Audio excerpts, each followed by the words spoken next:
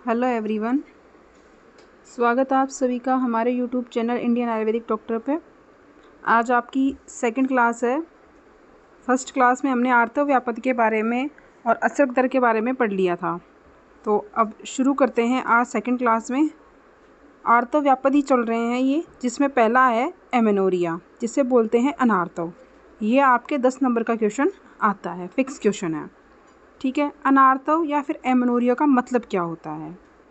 अनार्तव या एमेनोरिया का मतलब ये होता है कि आर्तव कभी भी आया ही नहीं है, एक बार भी नहीं आया। आर्तव का ना आना, मेंसेस का नहीं आना फीमेल में।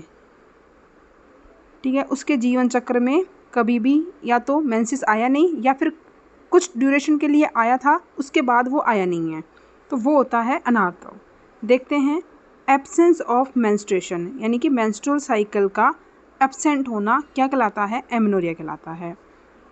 परिभाषा देखते हैं अनार्तव की कि दोषों से जो मार्ग होता है, जो वेजाइनल रूट है या फिर फीमेल जेनिटल ट्रैक्ट में कहीं भी किसी भी प्रकार का कोई अगर ऑब्स्ट्रक्शन हो जाता है, तो जिसके कारण कि दोषों से मार्ग अवरुद्ध हो गया या फिर किसी भी प्रकार का कोई ऑब्स्ट्रक्शन हो गया जिसके कारण आर्तव का नाश हो जाता है या फिर बाहर आर्तव दिखाई नहीं देता, तो उसे बोलते हैं एमेनोरिया, या फिर आर्तव की प्रवृत्ति नहीं होती। इसके बाद बात करते हैं इसके टाइप की। ये 2 प्रकार का होता है, एक तो होता है फिजियोलॉजिकल, एक होता है पैथोलॉजिकल। फिजियोलॉजिकल के अंदर तो आता है कि अभी तक प्यूबर्टी आई नहीं है, यानी कि 10 साल से कम की उम्र में और किन्हीं फीमेल में 15 साल की उम्र से पहले एमेनोरिया रहता है, यानी कि मेंसेस नहीं आता है। एडोलसेंट एज के पहले नहीं आता, तो वो होता है बिफोर प्यूबर्टी से पहले। एक एक का रीज़न पढ़ेंगे हम, पहले एक बार बात करते हैं। या फिर ड्यूरिंग प्रेगनेंसी कंटिन्यू है, उस दौरान क्या होता है, प्रोजेस्टेरोन का लेवल प्रेगनेंसी को मेंटेन करने के लिए हमारी बॉडी में पहले से बढ़ा हुआ होता है। तो ये बढ़ा हुआ प्रोजेस्टेरोन क्या करता है, गोनेडोट्रोपिन हार्मोन जो होते हैं, जो कि एफएसएच आदि रिलीज़ करते हैं, और इन एफएसएच और एलएच अगर रिलीज़ होगा और इन्हीं के कारण क्या होता है, एफएसएच क्या करता है, फॉलिकल की ग्रोथ को करता है, और एलएच क्या करता है, प्रोजेस्टेरोन आदि ल्यूटिनाइजिंग हार्मोन जो है, और प्रोजेस्टेरोन क्या करता है, एंडोमेट्रियम की ग्रोथ को मेंटेन करता है। तो इनका हार्मोन का रिलीजेशन नहीं होता, जिसके कारण प्रेगनेंसी में एमेनोरिया देखने को मिलता है। डिटेल में और बात करूंगी इसके बारे में। तीसरा है लैक्टेशन पीरियड के दौरान। फीमेल में आफ्टर डिलीवरी लैक्टेशन पीरियड होता है, तो उसके दौरान भी क्या होता है, प्रोलैक्टिन हार्मोन जो होता है फीमेल में बढ़ा हुआ रहता है, जिसके कारण अदर हार्मोन का क्या होता है, सप्रेशन हो जाता है, और उन हार्मोन के लिए नेगेटिव फीडबैक हमारे ब्रेन में नहीं जाता, जिससे जो मेंस्ट्रुअल साइकिल वाले हार्मोन होते हैं वो रिलीज़ नहीं होते। क्लियर। उसके बाद आता है मीनोपोज। मीनोपोज के अंदर क्या होता है कि हमारी ओवरी जो होती है वो रेस्पॉन्स कम करती है, फीमेल की ओवरी रेस्पॉन्स कम करती है हार्मोन के लिए, जिसके कारण वह एग्स को या फिर ओवम को रिलीज़ ही नहीं करती है, जिसके कारण मेंस्ट्रुअल साइकिल देखने को नहीं मिलता। तो ये थे फिजियोलॉजिकल कारण। दूसरा होता है पैथोलॉजिकल। पैथोलॉजिकल का मतलब होता है किसी भी बीमारी के कारण या फिर कोई भी कारण रहा है जिसके कारण नहीं आ रहा है। तो पहला होता है, 2 प्रकार का होता है पैथोलॉजिकल। एक तो कंसील्ड, जिसे क्रिप्टोमेनोरिया कहते हैं।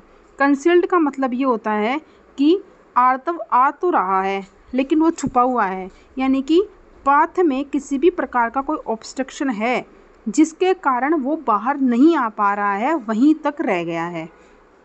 ठीक है, बाहर नहीं आ रहा है।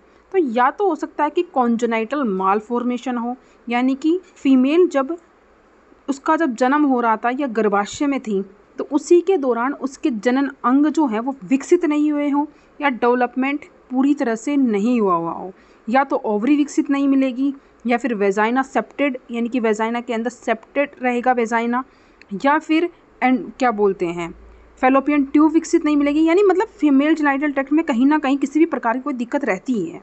तो वो होता है कॉन्जेनाइटल मालफॉर्मेशन। दूसरा होता है एक्वायर्ड, यानी कि बाद में हो गई हो कोई दिक्कत। ठीक है, जन्म के बाद। दूसरा इसका टाइप होता है रियल या फिर ट्रू एमेनोरिया। पैथोलॉजिकल का ही सेकंड टाइप है ट्रू या रियल एमेनोरिया, जो कि 2 प्रकार का होता है, प्राइमरी और सेकेंडरी। प्राइमरी एमेनोरिया वो होता है जिसके अंदर फीमेल में उसके लाइफ में कभी भी मेंस्ट्रुअल साइकिल आया ही नहीं है, ठीक है, जबकि उसकी एज 10 to 15 ईयर के अबाउ हो चुकी है, उसके बावजूद भी उसमें कभी भी मेंसेस नहीं आया है, तो वो होता है प्राइमरी एमेनोरिया। सेकेंडरी एमेनोरिया में क्या होता है, एक निश्चित पीरियड के लिए तो आता है, जैसे कि 6 महीने लगातार आए, उसके बाद क्या होगा, 6 महीने बाद यानी कि वो बोलेगी कि 6 महीने हो गए मेरे पीरियड्स नहीं आ रहे हैं, मिस हैं, जबकि मैं प्रेग्नेंट भी नहीं हूँ, ठीक है, प्रेगनेंसी कंटिन्यू नहीं है, किसी भी प्रकार की कोई प्रेगनेंसी नहीं है, फिर भी उसके 6-7 महीने से या फिर एक फिक्स पीरियड के बाद में, टाइम पीरियड के बाद में उसके पीरियड्स आना बंद हो चुके हैं, स्टॉप हो चुके हैं, तो वो आता है सेकेंडरी एमेनोरिया में। क्लियर? अब पढ़ते हैं एक एक करके। पहला आता है फिजियोलॉजिकल एमेनोरिया, उसके बारे में पढ़ते हैं। उसमें पढ़ा था हमने, पहला था बिफोर प्यूबर्टी।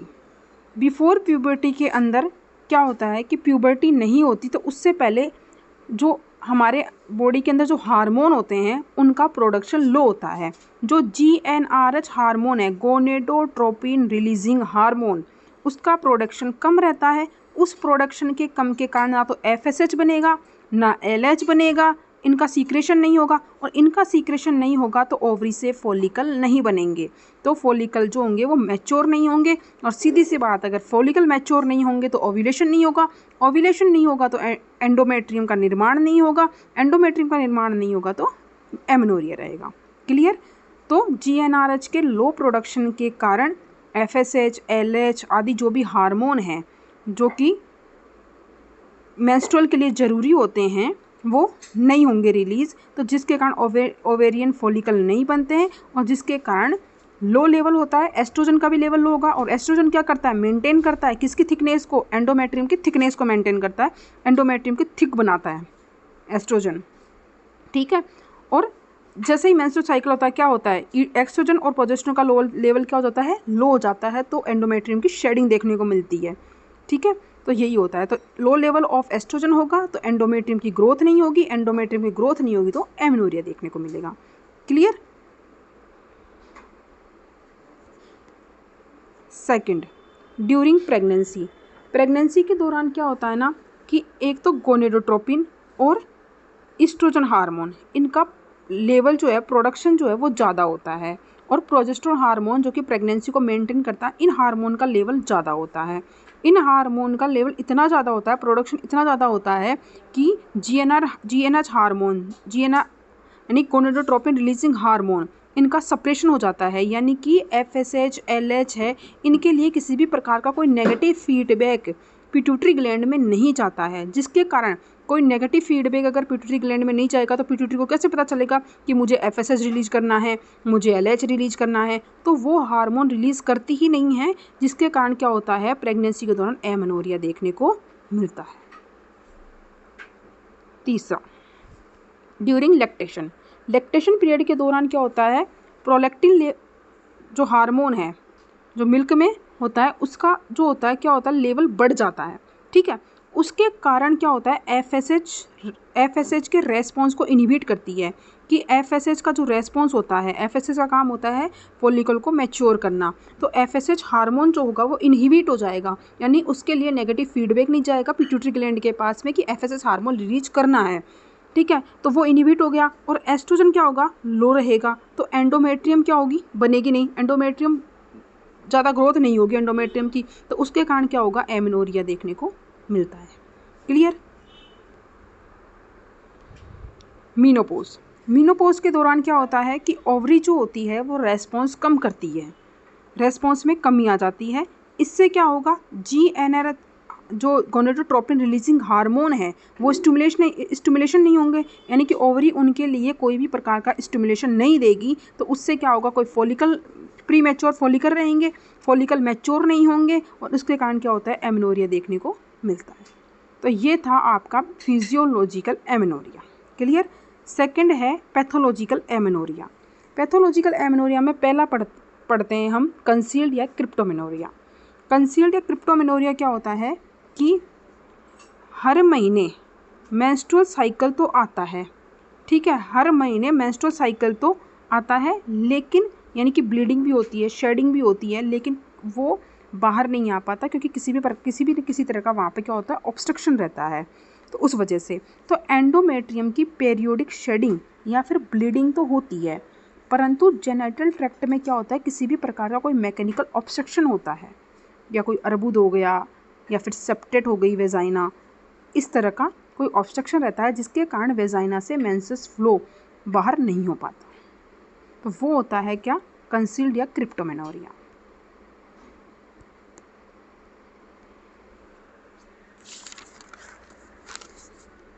ये जो कंसील्ड या क्रिप्टोमेनोरिया ये दो प्रकार का होता है, एक तो कॉन्जेनाइटल होता है, एक होता है एक्वायर्ड। कॉन्जेनाइटल में क्या होता है कि जन्म के समय या विकास के समय जेनिटल ट्रैक्ट के जो ऑर्गन हैं हमारे, उनका निर्माण ही नहीं हुआ है, और डेवलपमेंट अगर हुआ भी है तो पूरी तरह से नहीं हुआ है, यानी इनकम्प्लीट डेवलपमेंट है। जैसे कि वेजाइना अब्सेंट है, यानी कि बनी ही नहीं है। जब फीमेल जो थी वो गर्भ में थी तो उसी टाइम उसकी वेजाइना यानी जेनिटल ट्रैक्ट के जो पार्ट हैं वो बनने चाहिए थे, वो नहीं बन पाए हैं। या फिर अविकसित हाइमन मेम्ब्रेन बनी है, यानी कि पूरी तरह से डेवलप नहीं है वो।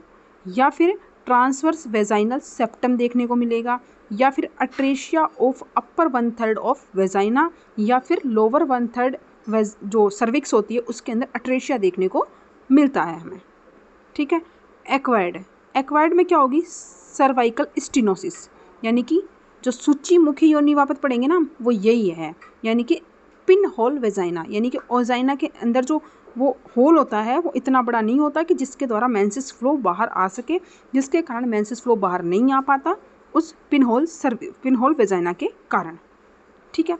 उसके बाद पढ़ते हैं इसके सिम्टम जो होते हैं ये कौन सी एज में देखने को मिलते हैं, ये मिलते हैं 13 से 15 साल की एज में। अगर मेंसेस या मेंस्ट्रुअल साइकिल ऑनसेट नहीं हो रहा है तब देखने को मिलता है कि हर मंथली उसके क्या होता है, फीमेल के मेंसेस फ्लो नहीं आ रहा है और उसकी एज 13 to 15 ईयर के अबाउ हो चुकी है, लेकिन वो बोलेगी कि मेरे मेंसेस तो नहीं आते लेकिन मेरे हर मंथ इस डेट में लोअर एब्डोमेन में पेन देखने को मिलता है, ठीक है। तो उससे हमें पता लगाएंगे कि यानी ये कौन सा ये एमेनोरिया है, क्रिप्टो एमेनोरिया है, ठीक है। जैसे कि 13 से 15 साल की एज हो गई लेकिन ऑनसेट नहीं हो रहा है, या फिर पेन देखने को मिल रहा है कहाँ पर, लोअर एब्डोमेन में, या फिर नेचर कैसा रहता है, वो बोलेगी नेचर मेरा जो पेन होता है वो कैसा रहता है, स्पाज्मोडिक पेन रहता है, साइक्लिक, यानी कि हर मंथ ही होता है और स्पाज्मोडिक पेन होता है और हर मंथ लोअर एब्डोमेन में पेन होता है। तो इससे हम इन लक्षणों को देख के हम पता लगाएंगे कि ये क्रिप्टो एमेनोरिया या कंसील्ड एमेनोरिया है। क्लियर। साइन एब्डोमिनल एग्जामिनेशन अगर हम उस फीमेल का करते हैं तो हमें लोब्यूलर मास दिखाई देता है, जैसे ही हम वहाँ पे प्रेस करते हैं तो लोब्यूलर मास हमें प्रेजेंट दिखाई देगा। रेक्टल एग्जामिनेशन करने पर भी हमें वहाँ पे मास दिखाई देता है, ठीक है। इन्वेस्टिगेशन हीमोग्लोबिन करवाएंगे, CTBT, मेन जो होती है इसके अंदर USG होती है, ठीक है। USG कराने पे हमें पता चल जाएगा। ट्रीटमेंट, अगर इम्परफोरेट हाइमन है तो क्या करेंगे, हाइमन में यानी कि अगर सेप्टेड है, इम्परफोरेट है तो उसमें क्या करेंगे, उसमें इंसिजन लगा देंगे, उसको क्लियर कर मतलब कि ओपन कर देंगे, ठीक है। या फिर वेजाइन अगर नहीं है तो वहाँ पे वेजाइनोप्लास्टी की जाती है।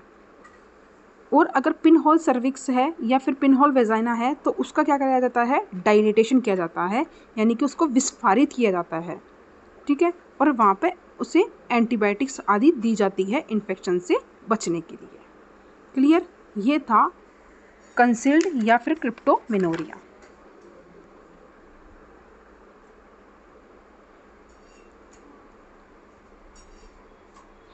फिर आता है रियल या फिर ट्रू एमेनोरिया। रियल या ट्रू एमेनोरिया की बात करते हैं तो ये दो प्रकार का होता है, पहला होता है प्राइमरी और दूसरा होता है सेकेंडरी। प्राइमरी एमेनोरिया जो होता है उसमें क्या होता है कि फीमेल में पूर्व में पहले कभी भी आर्तव दर्शन नहीं हुआ है एक बार भी, यानी उसके लाइफ साइकिल में, उसके लाइफ में उसे कभी भी मेंसेस आया ही नहीं है, तो वो होता है प्राइमरी एमेनोरिया, ठीक है। 16 वर्ष की उम्र के बाद में भी अगर मेंसेस नहीं आता है तो प्राइमरी एमेनोरिया में ही जाएगा। क्लियर। ईटियोलॉजी किस कारण होता है ये देखते हैं। या तो किसी भी प्रकार का कोई क्रोमोजोमल एब्नॉर्मेलिटी है, जैसे कि टर्नर सिंड्रोम है, यानी कि 45XO यही होता है। तो टर्नर सिंड्रोम में क्या होगा, प्राइमरी एमेनोरिया देखने को मिलेगा।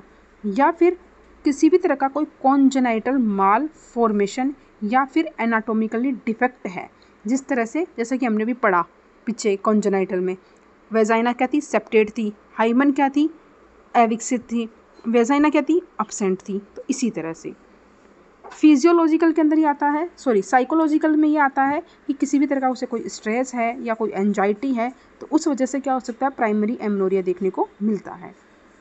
फोर्थ आता है हार्मोनल डिफेक्ट। हार्मोनल डिफेक्ट में आता है कि LH, FSH सीक्रेशन प्रॉपर, यानी कि गोनेट्स जो होते हैं उनसे सफिशिएंट अमाउंट में हार्मोन का सीक्रेशन नहीं होता है, उस वजह से।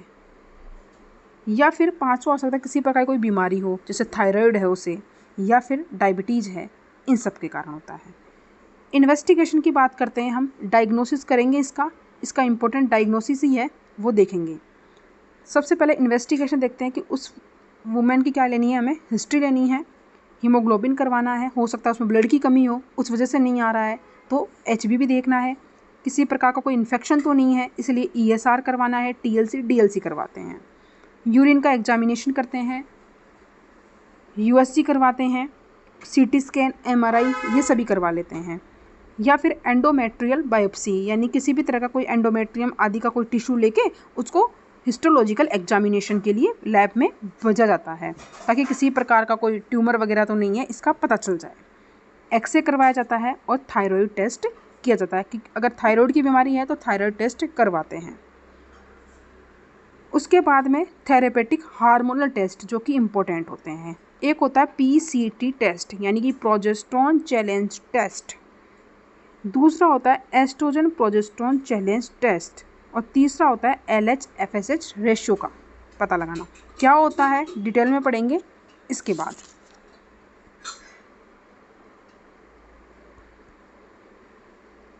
अब इसमें आगे पेज करोगे तो ये दिया हुआ है इन्वेस्टिगेशन ऑफ सेकेंडरी एमेनोरिया। हम पढ़ रहे हैं प्राइमरी, तो पहले प्राइमरी की देखेंगे। आ जाओ अगले वाले पेज पे, डायग्नोसिस ऑफ प्राइमरी एमेनोरिया लिखा है, ठीक है, ये देखते हैं पहले। प्राइमरी एमेनोरिया के डायग्नोसिस के लिए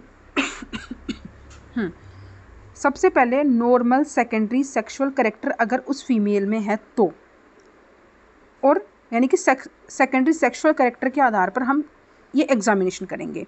एक वुमेन ऐसी है जिसमें नॉर्मल है, एक वुमेन ऐसी है जिसमें या तो पुअर है या फिर है ही नहीं, ठीक है। तो सबसे पहले जिसमें नॉर्मल है ना उसका करते हैं डायग्नोसिस। तो एक नॉर्मल वुमेन थी जिसके अंदर सेकेंडरी सेक्सुअल कैरेक्टर बिल्कुल नॉर्मल है, उसको बोला हमने USG करवाओ आप, ठीक है। उसकी पेल्विक सोनोग्राफी करवाई हमने। दो चांस हो सकते हैं, दो संभावनाएं होती हैं सोनोग्राफी के अंदर। पहली में तो आएगा कि यूट्रस ही अब्सेंट है, ठीक है। यूट्रस अगर अब्सेंट है तो फिर हम उसके क्रोमोसोम का पता लगाने के लिए क्या करेंगे, हम उसके अंदर कैरियोटाइप करवाएंगे, ठीक है। कैरियोटाइप करवाने पे हमें पता चला कि 46 एक्सेस तो है, तो क्या कारण हो सकता है, तो फिर कारण ये है कि मुलेरियन एजेनेसिस, यानी कि जो मुलेरियन डक्ट होती है जो कि जेनिटल ट्रैक्ट के अंगों का निर्माण करती है। अभी तो नहीं आएगा, बहुत दूर है, इसी गायनी में पढ़ेंगे कि मुलेरियन डक्ट से किन किन का निर्माण होता है। फीमेल में मुलेरियन डक्ट होती है जो कि जेनिटल ट्रैक्ट के अंगों का निर्माण करती है, और मेल के अंदर वुल्फियन डक्ट होती है जो कि जेनिटल ट्रैक्ट के ऑर्गन का निर्माण करती है। इसका मतलब है कि उसमें मुलेरियन एजेनेसिस है। क्लियर। दूसरा है, संभावना थी कि उसमें यूट्रस प्रेजेंट था, ठीक है। एक में एब्सेंट था, देख लिया हमने, प्रेजेंट है, तो डॉक्टर क्या बोलेगा कि प्रेजेंट अगर है यूट्रस तो या तो ये है कि कोई आउटफ्लो ट्रैक्ट है ना, उसी में किसी भी तरह का कोई ऑब्स्ट्रक्शन है या तो, ठीक है। फिर वो बोलती है कि नहीं, ये भी समस्या नहीं आई, नॉर्मल एनाटॉमी है, बिल्कुल सब सही है, ना तो कोई ऑब्स्ट्रक्शन है, यूट्रस भी प्रेजेंट है, सब सही है।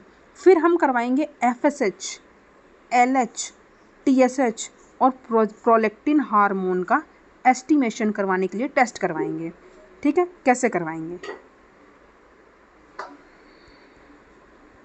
देखते हैं। उसमें हम हार्मोनल लेवल चेक करेंगे। या तो उसके अंदर ये जो हार्मोन है इनका लेवल लो मिलेगा या नॉर्मल मिलेगा। अगर नॉर्मल है या हल्का सा कम भी है तो हम ये मान लेंगे या तो फिजियोलॉजिकल डिले है, या तो हो सकता है इसमें प्यूबर्टी नहीं आई है अभी तक, ठीक है, उस स्टेज में ही है अभी ये। या फिर हो सकता है कि मेनोपॉज आ चुका होगा, या फिर हो सकता है कि प्रेगनेंसी होगी, या फिर हो सकता है कि वो लैक्टेशन पीरियड होगा, ठीक है। या फिर हो सकता है कि हाइपोथैलेमिक होगा, यानी कि थैलेमस के द्वारा निर्माण नहीं हो रहा है प्रॉपरली हार्मोन का, ठीक है। ये दो समस्या हो सकती है। या फिर हम करवाएंगे कि LH का लेवल और FSH का लेवल एलिवेटेड है। इसका मतलब ये है कि LH जो है FSH की तुलना में ज़्यादा है, LH is greater than FSH। इसका मतलब ये है कि वहाँ पे PCOD की समस्या देखने को मिलती है, ठीक है। या फिर तीसरी समस्या ये हो सकती है कि FSH भी बड़ा है और LH भी बड़ा है, दोनों ही इक्वली बड़े हुए हैं। तो इसमें क्या होगा, अगर FSH भी बड़ा है और LH भी बड़ा है तो इसमें क्या होगी, प्री मैच्योर ओवेरियन फेलियर, यानी ओवरी जो होती है वो एग नहीं बना पाती पूरी तरह से, यानी उस एग में क्या होती है, परिपक्वता नहीं होती है, और ओवरी जो होती है वो फेल हो जाती है। किसके लिए, रेस्पॉन्स करने के लिए, हार्मोनल के लिए। तो ओवेरियन फेलियर देखने को मिलता है वहाँ पे, ठीक है। या फिर क्या देखने को मिलेगा, गोनेडल डिसएजेनेसिस, मतलब ये होता है कि गोनेड्स का डेवलपमेंट पूरी तरह से नहीं हुआ है, जिसके कारण ओवरी जो होती है वहाँ पर रेजिस्टेंस हो जाती है हार्मोनल के लिए, ठीक है। तो ये देखने को मिलेगा। चौथा कारण हो सकता है कि TSH जो है वो एबनॉर्मल है, या तो ज़्यादा है या कम है। कम होगा तो हाइपोथायरॉयडिज्म, कम है तो क्या होगा, हाइपोथायरॉयडिज्म, और ज़्यादा है तो हाइपरथायरॉयडिज्म देखने को मिलेगा। पांचवा कारण है कि प्रोलैक्टिन हार्मोन, उसको देखेंगे। प्रोलैक्टिन हार्मोन में ये हो सकता है कि हाइपर प्रोलैक्टेमिया देखने को मिल सकता है, जो कि रेयर केस में मिलता है, ठीक है। बिना लैक्टेशन पीरियड के दौरान भी अगर हाइपर प्रोलैक्टेमिया देखने को मिलता है तो वो बहुत कम देखने को मिलता है, और अगर लैक्टेशन पीरियड के दौरान ये होता है तो कोई दिक्कत नहीं है। फिर आता है अब ये तो था हमारा नॉर्मल सेक्सुअल कैरेक्टर वाली फीमेल के अंदर था। अब हम देखते हैं एक फीमेल ऐसी है जिसके अंदर पुअर है या फिर एब्सेंट है, क्या सेकेंडरी सेक्सुअल कैरेक्टर ही एब्सेंट है, ठीक है, वो देखते हैं। उसके अंदर क्या किया हमने, एक थी नॉर्मल है या पुअर है, और एक है जिसमें शॉर्टेज है इनकी, ठीक है। तो उसमें FSH और LH इनका देखा, दोनों में यही देखेंगे। तो FSH पहले इसमें देखते हैं, नॉर्मल या फिर पुअर वाली में। लो है या नॉर्मल है तो यही है सेम, या तो फिजियोलॉजिकल डिले हो सकता है या फिर कॉलमैन्स सिंड्रोम हो सकता है, जिसके लिए अगर कॉलमैन्स सिंड्रोम देखने को मिलता है तो इसमें क्या करवाएंगे, ब्रेन की क्या करवाते हैं हम, CT स्कैन या MRI करवाते हैं, जिससे हमें ये देखने को मिलता है कि CNS में किसी भी प्रकार का कोई लीजन तो नहीं है जिसके कारण हार्मोनल इम्बैलेंस हो रहा हो, ठीक है, या तो ये होगा। दूसरा है हाई मिलता है, क्या FSH और LH का लेवल अगर हाई मिलता है इसके अंदर हमें, तो कैरियोटाइप करवाते हैं। कैरियोटाइप में अगर 46XX है तो ओवेरियन फेलियर है या फिर ओवरी रेजिस्टेंस हो चुकी है, यानी कि हार्मोन के प्रति कोई प्रतिक्रिया नहीं कर रही है, तो वो होता है, ठीक है। 46XY है तब तो फिर कोई मतलब ही नहीं है, क्योंकि वहाँ पे क्या है, गोनेडल एजिनेसिस है, ठीक है। शॉर्ट है अगर, तो उसमें क्या होगा, यानी कि बिल्कुल ही कम है हार्मोनल लेवल, उस मतलब कि सेकेंडरी सेक्सुअल लेवल बिल्कुल कम है, तब क्या होगा, FSH और LH का लेवल चेक करते हैं हम। तो हाँ, इसमें क्या मिलता है, हाइपोथैलेमो पिट्यूटरी डिसफंक्शन, उसके अंदर थैलेमस का, हाइपोथैलेमस का और पिट्यूटरी ग्लैंड का डिसफंक्शन देखने को मिलता है। अगर कोई वुमेन में FSH का लेवल शॉर्ट है यानी बहुत कम है, इसका मतलब ये है या तो उसकी हाइपोथैलेमस में दिक्कत है या फिर उसके पिट्यूटरी ग्लैंड में डिसफंक्शन, यानी इन दोनों का डिसफंक्शन चल रहा है, ठीक है, ये प्रॉपरली वर्क नहीं कर रही है। या फिर इंट्राक्रेनियल लीजन्स हो सकते हैं, जिसके लिए हमें MRI या फिर CT स्कैन करवाई जाती है। फिर आता है LH हार्मोन देखने के लिए करवाते हैं। तो LH को देखने के लिए क्या करते हैं, कैरियोटाइप करते हैं। कैरियोटाइप करने पे या तो हमें 45XO देखने को मिलेगा, एक X गायब है, या फिर 45XO/46XX भी मिल सकता है, ठीक है। या फिर 45 XO मिलेगा, साथ ही 46 XY भी हो सकता है। तो ये सभी किसको दर्शाते हैं? गोनेडल एजेनेसिस को दर्शाते हैं। तो ये था आपका टेस्ट किसके लिए? प्राइमरी एमेनोरिया के लिए डायग्नोसिस। थोड़ा टिपिकल है लेकिन इम्पोर्टेंट भी है क्योंकि 10 नंबर में क्वेश्चन आता है ये। अब नेक्स्ट पढ़ रहे हैं इसका ट्रीटमेंट। ट्रीटमेंट यही है कि प्राइमरी एमेनोरिया के लिए काउंसलिंग करो, जनरल हेल्थ को इम्प्रूवमेंट करो, वेजाइना अगर किसी प्रकार कोई मैकेनिकल ऑब्स्ट्रक्शन है तो उसके लिए वेजाइनोप्लास्टी करवानी है, ब्रोमोक्रिप्टिन देनी है 1.25 mg की मात्रा में, एस्ट्रोजन रिप्लेसमेंट थेरेपी देनी है उसको अगर हार्मोनल की कमी है तो, या फिर मेड्रोक्सी प्रोजेस्टेरोन देना है और क्लोम्फिन देनी है। तो ये था आपके प्राइमरी एमेनोरिया का ट्रीटमेंट। अब पढ़ते हैं सेकेंडरी एमेनोरिया। पहले ये पढ़ते हैं उसके बाद इसका डायग्नोसिस पढ़ेंगे। सेकेंडरी एमेनोरिया यानी कि वुमेन के अंदर पहले मेंस्ट्रुअल साइकिल आता था, यानी कि मेंसेस आते थे, लेकिन 6 महीने या इससे अधिक टाइम ड्यूरेशन हो गया है कि अब उसके मेंसेस नहीं आते हैं, एब्सेंट है, तो वो किस में जाएगा? सेकेंडरी एमेनोरिया में जाएगा। जैसे कि जब 6 महीने से अधिक हो जाए और मेंसेस एब्सेंट हो तो वो किस में जाएगा? सेकेंडरी एमेनोरिया में जाएगा। मतलब पहले आते थे परंतु 6 महीने से अधिक पीरियड हो चुका है कि मेंस्ट्रुअल साइकिल का आना बंद हो चुका है, जबकि प्रेग्नेंट भी नहीं है वुमेन, तो वो किस में आएगा? वो सेकेंडरी एमेनोरिया में जाएगा। क्लियर?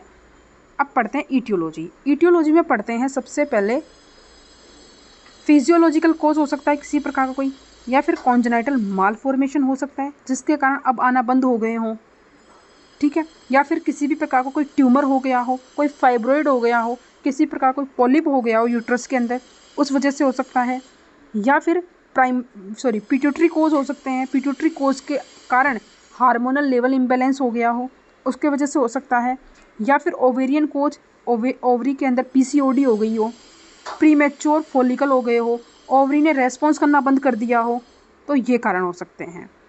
यूटेराइन कोज के अंदर क्या हो सकता है कि पेरिफेरल सेप्सिस हो गया हो यूट्रस के अंदर उस वजह से, या फिर एंडोमेट्रियम का डिसफंक्शन हो गया हो उस वजह से हो सकता है, या फिर अत्यधिक मात्रा में उस फीमेल ने क्या ली? ओरल कॉन्ट्रासेप्टिव पिल्स का यूज़ किया जिसके कारण भी ये हो सकता है। इन्वेस्टिगेशन में हम बात करते हैं तो हिस्ट्री लेंगे उसकी, BMI करवाएंगे और blood test, USG, CT scan, MRI आदि करवाते हैं। ट्रीटमेंट में एक बार हम डायग्नोसिस पढ़ेंगे, इसके बाद पहले एक बार ये पढ़ लेते हैं। OCPs क्या कर देंगे? उसकी बंद कर देंगे बिल्कुल। हार्मोनल थेरेपी देंगे उसको, जैसे कि एस्ट्रोजन प्रोजेस्टेरोन या कंबाइंड एस्ट्रोजन प्रोजेस्टेरोन या फिर सिंगल प्रोजेस्टेरोन आदि क्या देंगे? थेरेपी देंगे हार्मोनल। हार्मोनल रिप्लेसमेंट थेरेपी, अभी ये समझ में नहीं आ रही ना क्या होती है हार्मोनल रिप्लेसमेंट थेरेपी, अभी टेस्ट पढ़ेंगे तब समझ में आ जाएगी, ठीक है। कॉर्टिकोस्टेरॉइड हो सकता है, IUCD इंसर्जन करवा सकते हैं, या फिर सर्जिकल थेरेपी भी हम, या सर्जिकल सर्जरी भी कर सकते हैं हम, ठीक है। सर्जरी कर देंगे तो किसी प्रकार कोई ऑब्स्ट्रक्शन होगा तो उसे हटा सकते हैं। अब पढ़ते हैं इसका डायग्नोसिस। इसमें लिखा है इन्वेस्टिगेशन या फिर डायग्नोसिस ऑफ सेकेंडरी एमेनोरिया, इसमें आ जाओ, ठीक है। प्रेगनेंसी इंक्लूड नहीं है इसके अंदर, पहले लिख दिया है इसमें मैंने, प्रेगनेंसी को हटाकर हो रहा है, जोर है, ठीक है। एक्सरे करवाया, CT स्कैन करवाया, MRI करवाया, फीमेल का करवा लिया। एक बोल रही है कि बिल्कुल नॉर्मल आया, नॉर्मल है लेकिन पता नहीं क्या कारण है। अगर नॉर्मल है तो कि पहले कुछ पीरियड टाइम पहले आते थे मेंसेस लेकिन अब नहीं आ रहे हैं, तो इसका रीज़न क्या हो सकता है जबकि सब कुछ नॉर्मल आ रहा है, तो वो देखते हैं। और एक है जिसके अंदर TSH का लेवल बढ़ा हुआ है और प्रोलैक्टिन हार्मोन का लेवल बढ़ा हुआ है, तो इसके अंदर तो हम ये बोल देंगे कि आपके अंदर TSH का लेवल भी है, प्रोलैक्टिन का हार्मोन का लेवल भी है, तो इसके अंदर ये है कि या तो पिट्यूटरी जो है वो एडिनोमा है, या फिर हाइपोथायरॉयडिज्म है, या फिर हाइपरथायरॉयडिज्म है, ये बोल देंगे, ठीक है। इससे तो क्लियरली साफ साफ समझ में आ जाएगा कि क्या रीज़न है, लेकिन नॉर्मल होते हुए भी क्या रीज़न हो सकता है इसमें समझ में नहीं आएगा। तो इसके समझने के लिए क्या करेंगे हम? प्रोजेस्टेरोन चैलेंज टेस्ट, PCT क्या होता है देखते हैं। प्रोजेस्टेरोन चैलेंज टेस्ट में ये होता है कि फीमेल को 5 से 10 दिन तक प्रोजेस्टेरोन की ड्रग्स दी जाती है, ठीक है। और उसके बाद में उससे 5 से 10 दिन ड्रग्स लेने के बाद में उससे हम पूछेंगे कि क्या रहा उनसे, तुम्हारे विड्रॉल ऑफ ब्लीडिंग है, यानी कि ब्लीडिंग हुई है, यानी कि मेंसेस आया है। अगर वो बोलती है कि विड्रॉल ऑफ ब्लीडिंग प्रेजेंट है, यानी कि प्रोजेस्टेरोन देने से ब्लीडिंग हुई उसके, इसका मतलब ये है प्रोजेस्टेरोन कैसे रिलीज़ होता है, ओव्यूलेशन से रिलीज़ होता है।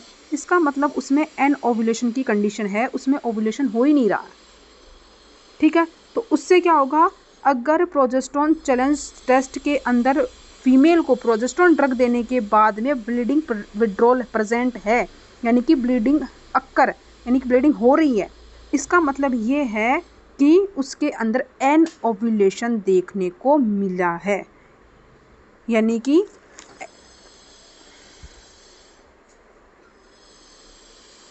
एन ओव्यूलेशन है उसके अंदर। क्योंकि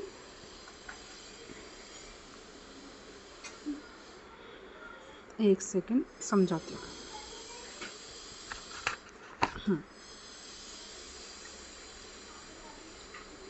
पहली बात तो ये बताओ, ओव्यूलेशन होता है किसी भी फीमेल में, ओव्यूलेशन से क्या निकलता है, एग रिलीज़ होता है, और साथ ही साथ में क्या होता है, प्रोजेस्टेरोन भी निकलता है, ठीक है। प्रोजेस्टेरोन हार्मोन आता है। तो प्रोजेस्टेरोन किससे आया, और ये क्या करता है, एंडोमेट्रियम की ग्रोथ आदि को मेंटेन करता है, और इसके विड्रॉल होने से क्या होता है, मेंसेस आता है, ठीक है, होता है। अब कोई फीमेल है जिसको हमने बाहर से प्रोजेस्टेरोन दिया, बाहर से प्रोजेस्टेरोन देने के बाद में उसमें तुरंत ब्लीडिंग हो गई, इसका मतलब तो यही है ना कि उसमें एन ओव्यूलेशन की कंडीशन थी, उसमें प्रोजेस्टेरोन रिलीज ही नहीं हो रहा था, इसका मतलब उसमें ओव्यूलेशन ही नहीं हो रहा था, इसका मतलब उसमें एग रिलीज नहीं हो रहा था। क्लियर, एक ही बात है। ये सारी रामायण इतनी में ख़त्म कर दो कि एन ओव्यूलेशन है, ख़त्म करो इसे। सेकंड टॉपिक,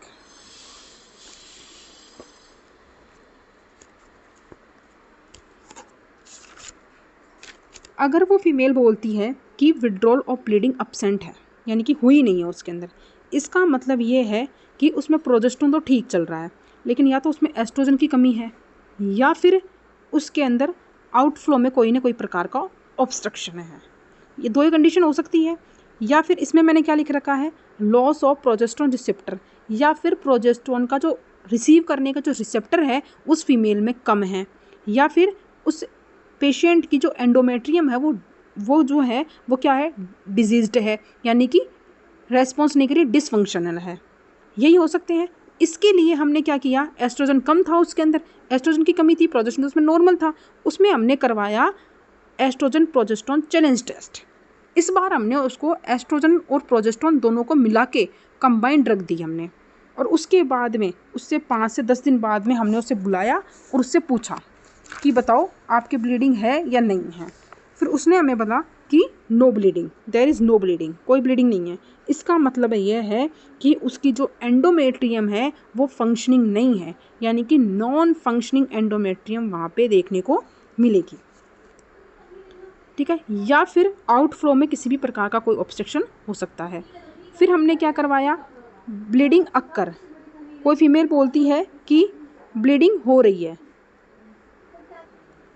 कोई फीमेल बोलती है कि उसके अंदर ब्लीडिंग हो रही है, इसका मतलब ये है कि उसकी एंडोमेट्रियम रेस्पॉन्सिव है, यानी कि एंडोमेट्रियम रेस्पॉन्स कर रही है।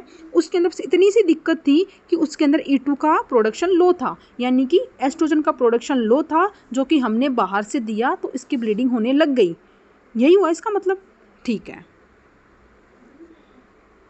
फिर आता है एस्टिमेशन ऑफ, अब प्रोडक्शन लो था, अब हम क्या करेंगे, उस फीमेल के अंदर क्या करते हैं, हम एस्ट्रोजन का पता लग गया, FSH और LH का पता और लगाते हैं पता। चलो अगर उस फीमेल में FSH हाई मिलता है, ठीक है, और एक है कि LH लो मिलता है, FSH ज़्यादा मिलेगा और LH लो मिलेगा, तो क्या कंडीशन हो सकती है, एक बार देखते हैं।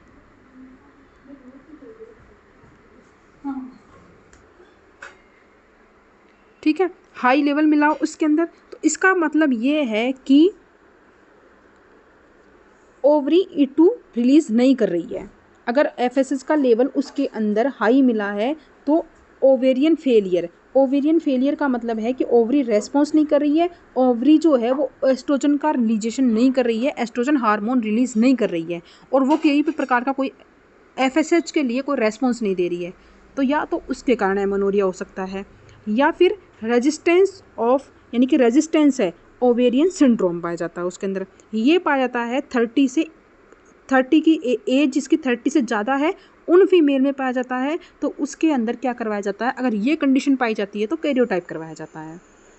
ठीक है, उसके बाद है लो है।